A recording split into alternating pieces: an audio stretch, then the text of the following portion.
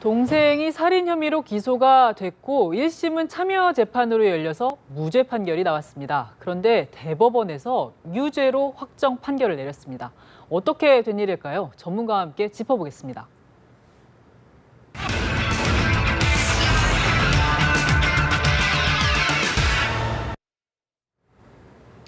네, 첫 번째 이슈는 박지훈 변호사와 살펴보겠습니다.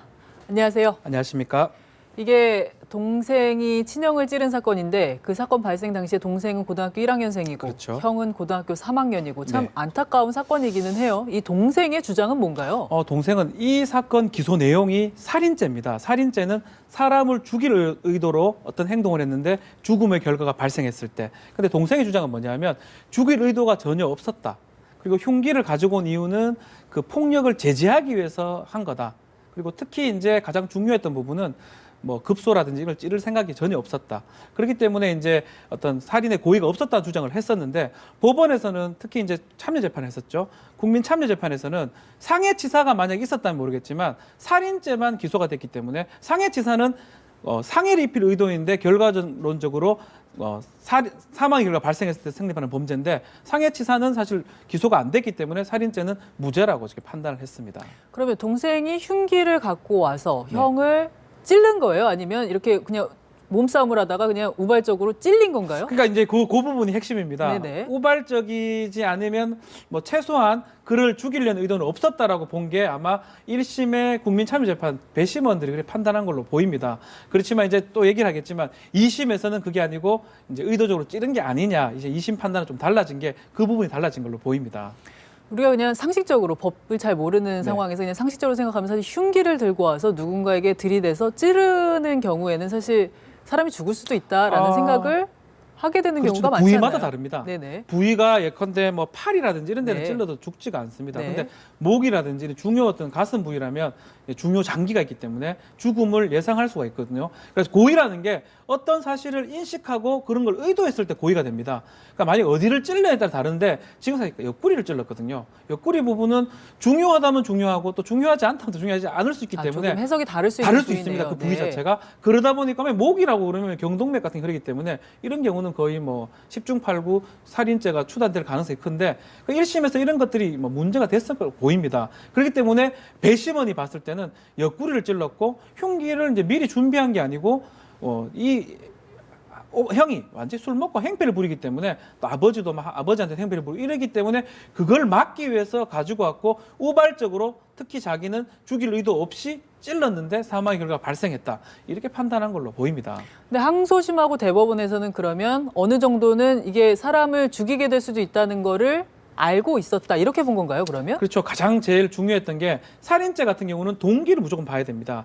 과연 이 고등학교 1학년 동생이 고등학교 3학년 형한테 어떤 살인할 만한 동기가 있느냐 없느냐를 봤는데 평소에 폭행을 많이 당한 걸로 보입니다. 그러니까 평소에 악감정을 상당히 많이 갖고 있었다는 게 중요 동기가 되고 두 번째로 찔렀던 그 부분인데 그 당시에 몸을 숙이고 있었기 때문에 어떻게 보면 더 이상 방어라든지 더 이상 공격이 나오지 않은 그런 상황인데 그 숙인 상태에서 그 옆구리를 찔렀다는 거는 어떻게 보면 미필적이 남아 아니면 확정적으로 고의를 갖고 찌른 게 맞다라고 판단한 걸로 그래서 유죄 선고를 한 것입니다. 1심 참여재판에서 무죄가 나오고 2심 항소심과 대법원에서는 유죄, 살인이다라고 본 건데 이렇게 재판에서 유무죄가 뒤집어지는 일이 종종 있나요? 특히 이제 이런 고의 부분은 사실 좀 적다고 봐야 됩니다. 특히 이제 사실 인정하는 부분에서는 유무죄가 바뀔 수가 있습니다. 사실 인정은 뭐냐면 어떤 예를 들어서 진범이 뭐 발견된다든지 아니면 이 사람이 진범이 아니라든지 이런 경우는 사실은 어떻게 보면 1심에서 무죄가 됐다가 유죄가 되고 이런 경우는 가능한데 지금 같이 똑같은 상황인데 그 판단에 대해서 유무죄가 바뀌는 경우는 뭐 적다고 보고 특히 대법원에서는 그런 법리를 심판하거든요. 그렇기 때문에 대법원까지 갔던 그런 상황으로 볼 수 있습니다. 근데 이 사건 같은 경우는 1심 그 참여재판에서 무죄가 나왔을 때부터 약간 논란이 그렇죠. 있었던 것 같아요. 그러니까 이게 이제 고의가 없었다라는 게 이제 배심원들의 편결이고 재판부의 판단이었는데 사실 이 학생이 형한테 그동안 너무 상습적으로 폭력을 당하고 힘들어했던 그 과정에 대해서 배심원들이 좀 안타까움을 느꼈던 게 아닌가 이런 지적들이 나오거든요. 놀랍게도 1심의 국민참여재판 배심원 9명 전원이 무죄를 편결을 했습니다. 그리고 재판부에서는 그걸 받아들여가지고 무죄로 선고를 했는데 그 당시에 이제 우리 배심원 재판들은 보면 어떤 사람의 행동을 보기보다는 그 사람을 많이 봅니다. 이 학생이 그때 법정에서 계속 울고 있고 자책을 하고 있고 이런 모습에서 어떻게 보면 좀 그런 마음이 좀 바뀌었을 수도 있다고 보거든요. 내 자식 같은 기분도 그렇죠. 들고 왜냐하면 또 동기가 그런 가정 폭력이 계속 반복됐고 형이 계속적으로 폭행을 했고 이 형이 뭐 이런 말이 맞는지 모르지만 죽어 마땅하다 판단한 경우도 있습니다. 왜냐하면 부모한테도 이제 폐륜적으로 좀 폭행을 행사했기 때문에 막 그런 기류들이 보다 보니까 이 학생한테 피고인인 고1짜리 동생한테도 무죄를 선고하게 된, 무죄를 판결하게 된 그런 계기가 되지 않았나 생각이 듭니다. 이런 참여재판에서 그렇게 배심원들이 어떤 여론도 있을 수 있고 아니면 그 상황에도 있을 수 있고 거기에 좀 기울 수 있다는 이런 지적도 어떻게 보세요?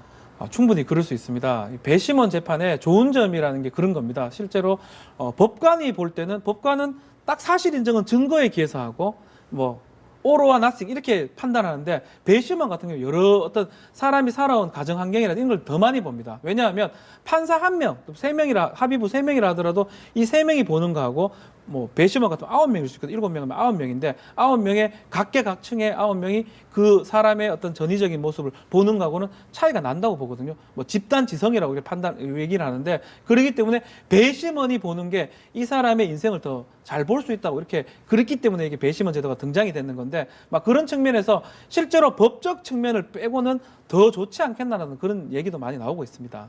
그러니까 판사들이 볼 때는 사실은 이 행위 자체 그렇죠. 여기에 대한 법적인 판단 여기에 이제 중점을 두기 때문에 사실 이 사람에 대해서는 좀 덜 보는 부분들도 있기는 한 거죠. 그렇습니다. 우리는 형법에서 판단은 법관은 어떻게 판단하냐면 행위를 먼저 판단합니다. 이 범죄가 어떤 범죄에 해당하는지, 이 범죄가 어떤 범죄에 해당했다면 이게 참작할 만한 어떤 행위인지 아닌지, 이른바 정당방위. 마지막에 판단하는 게 이 사람을 봅니다. 책임이 있는지 없는지 이런 단계로 판단하는데 일반인은 그래 보지 않습니다.